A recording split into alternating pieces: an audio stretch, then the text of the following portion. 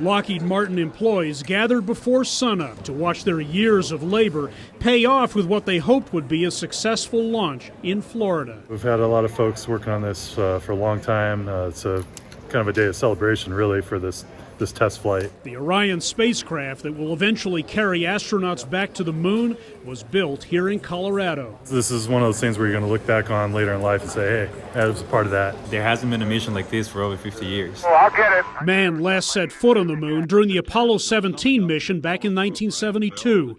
NASA then scaled back its space ambitions. Now powered by the huge new Space Launch System rocket, the lunar surface is firmly in its sights again.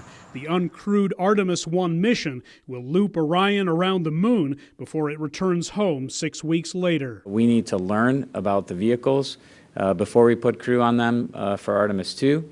It also sets us up long-term at the moon. A moon base and a trip to Mars are part of NASA's eventual plans. This initial mission will test a host of new technologies, longer-term radiation exposure, as well as Orion's heat shield during re-entry back to Earth. Risks will be taken. We would be go on this flight for conditions that we would normally be no-go for on a crewed flight in the interest of crew safety. But on this morning, an engine cooling issue forced the flight to be called off. We don't launch until it's right.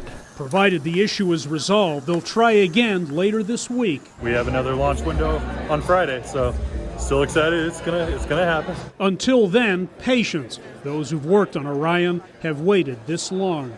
Hendrik Sabrandi, CGTN, Littleton, Colorado.